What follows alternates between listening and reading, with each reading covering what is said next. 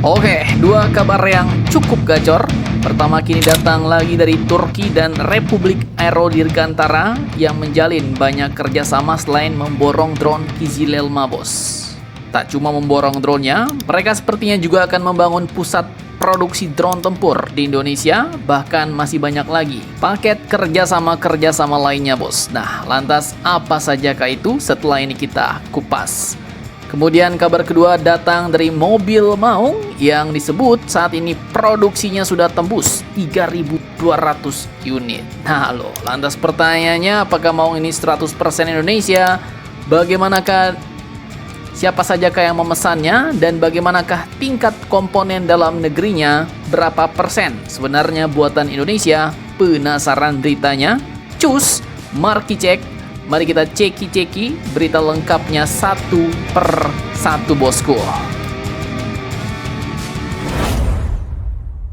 Oke, yang pertama kita bahas tipis-tipis dulu, bos. Kerjasama mantap Turki Indonesia. Jadi jika kemarin admin kutip info dari media-media Turki, kini admin kutip langsung dari situs Republik Corp, di mana dalam kerjasama terbaru antara Republik Corp yaitu PT Republik Aero Dirgantara dengan Baykar Turki, kerjasama terbaru ini pun katanya mencakup banyak hal, mulai dari transfer teknologi, pengembangan SDM, fasilitas MRO, pusat produksi dan integrasi lokal, kemudian sertifikasi tenaga ahli hingga riset teknologi strategis masa depan. Nah loh, ini yang mantap-mantap jos nih, bos. Jadi selain memborong drone tempur Kizilelma-nya, Indonesia juga akan dapat teknologinya nih. Contohnya mungkin seperti software control drone, sistem avionik, integrasi sensor data link, maintenance, AI mission system, sampai mungkin weapon integration. Tujuannya jelas, dengan ini Indonesia perlahan bisa memperbaiki sendiri, memodifikasi sendiri, bahkan mengembangkan drone lokal berbasis pengalaman tersebut.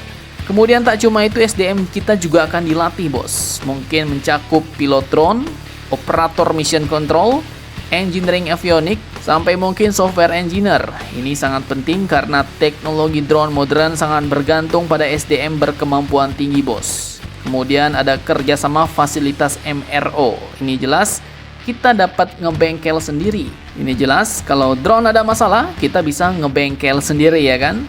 Kemudian yang tak kalah gacor, ada kerjasama pusat produksi dan integrasi lokal. Nah, ini jelas artinya sebagian proses pembuatan, perakitan, integrasi komponen, pengujian atau produksi tertentu bisa dilakukan di negara kita Indonesia, bos. Bahkan kalau ini berkembang lanjut lebih besar, Indonesia bisa saja menjadi hub regional pusat produksi drone tempur Turki di Asia Tenggara. Dan terakhir, ada kerjasama riset teknologi strategis masa depan. Nah, ini yang paling mantap nih. Hal ini menunjukkan bahwa kerjasama tidak berhenti di pembelian drone Kizilelma saja, bos.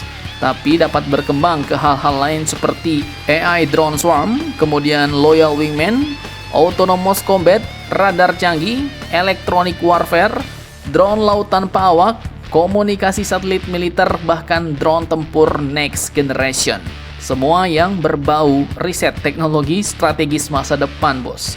Kalau semua itu digeber, maka jelas Indonesia ke depannya bisa jadi pusat teknologi atau pusat drone tempur masa depan di Asia Tenggara, bahkan mungkin di Asia. Mantap jos. Nah, kita lanjut ke kabar kedua yang lebih gacor nih, bos. Produksi 3.200 unit mobil Maung. Apakah sudah 100% Indonesia? Simak videonya sampai habis. Oke, jadi seperti yang kalian tahu, biasanya pemimpin negara itu menggunakan mobil mewah terkenal dan sangar, ya kan? Seperti Mercedes, Cadillac, Lexus LS, BMW Security. Ini mobil-mobil andalan untuk membawa para pemimpin negara, bos. Bahkan mungkin juga pejabat negara. Tentunya yang kelasnya tinggi, ya. Kalau pejabat seperti Pak Camat, Pak RT mah biasanya beda, bos. Naik motor bebek segala medan, ya kan? Nah, jadi kemarin untuk pertama kalinya dalam kunjungan luar negeri resmi, Presiden Prabowo menggunakan Maung di ajang internasional yaitu KTT ASEAN ke-48 di Cebu, Filipina. Ini jelas memiliki pesan diplomatik kuat, bos. Seskap Teddy bahkan menyebut maung sebagai simbol diplomasi. Versi maung yang dipakai pun bukan kaleng-kaleng, yaitu MV3 Garuda Limousine, versi paling mewah dan paling gacor dari keluarga maung. Mesinnya 2200 cc, transmisinya otomatis 8 percepatan, menggunakan perlindungan komposit armor sehingga mampu menahan peluru 5,56 dan 7,62 mm NATO dari senapan serbu standar militer. Kemudian kacanya anti peluru berstandar B5 atau B6 Ballistic Protection dengan menggunakan ban tipe run flat tire atau RFT, jadi bisa tetap jalan walaupun bocor atau tertembak, bos. Jadi benar-benar mobil VVIP kelas atas nih, standar militer.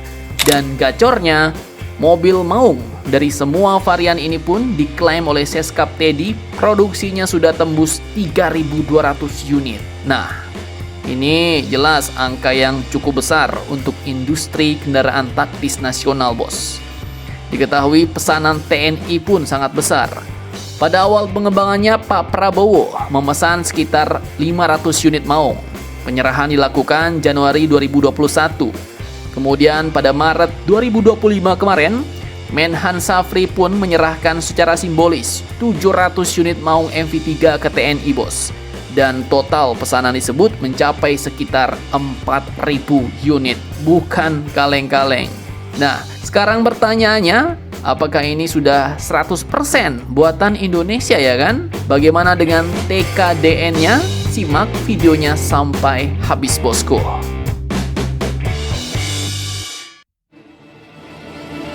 Oke, jadi untuk TKDN maung memang belum 100% nih. Saat ini yang admin ketahui TKDN-nya sudah 70%. Apa itu TKDN? Artinya tingkat komponen dalam negeri, bos. Jadi berapa persen komponen kendaraan dibuat di Indonesia? Nah, menurut artikel berita berikut, pada Oktober 2024 lalu TKDN maung sudah 70%. Sisanya 30% masih impor. Ini sebenarnya pencapaian yang cukup tinggi, bos. Kemudian pertanyaannya lagi, komponen apa aja yang masih diimpor, Min? Nah, menurut Bapak A.M. Putranto, mantan Kepala Staf Kepresidenan dulu, admin kutip Oktober 2024, bagian impor katanya berasal dari Korea Selatan, mulai dari lantai dasar kendaraan, mesin, dan bagian kerangka tertentu. Disebut ada kaitannya juga dengan merek Mercedes dan merek SsangYong. Artinya besar kemungkinan platform atau basis engineering tertentu masih memakai teknologi Korea Selatan, bos. Nah, kenapa mesin belum full lokal, Min? Ya, jelas ini hal yang wajar, bos. Karena membuat mesin otomotif modern itu sangat sulit. Masa mau kalian mobil maung kita pakai mesin jadul ya kan? Harus dipanasin dulu, bunyinya kasar teketek-teketek. Ya, kan nggak mau ya kan? Karena buat mesin modern itu butuh metalurgi yang presisi, bos. Teknologi turbo, ECU-nya elektronik, kemudian transmisinya harus modern, bahkan harus menjalani durability test jutaan kilometer, bos. Standar emisinya harus oke, dan juga harus efisiensi bahan bakar di zaman sekarang. Bahkan banyak negara berkembang belum mampu membuat mesin modern secara mandiri. Karena itu ya, Indonesia daripada nunggu lama-lama, akhirnya masih memakai mesin impor, drivetrain impor, atau platform luar negeri. Nah, pertanyaannya kenapa tetap disebut produk Indonesia, Min? Ya, ini jelas karena desain akhir, kemudian integrasinya, modifikasi, bodi, interior, sistem taktis, konfigurasi militer, perakitan, dan sebagian besar manufaktur dikerjakan Indonesia oleh PT Pindad. Bahkan komponen kendaraan yang dibuat di Indonesia itu mencapai 70%, bos. Dan ini ya sama seperti industri pertahanan negara lain. Contoh, Turki dulu memakai mesin Jerman. Korea Selatan memakai teknologi Amerika. China dulu malah banyak memakai reverse engineering dari Uni Soviet, bos. Dan ini yang namanya proses, bagian normal dari perkembangan industri. Ya harapannya seperti janji Pak Prabowo dulu, semoga TKDN-nya bisa naik di atas 90% ya, bos. Amin.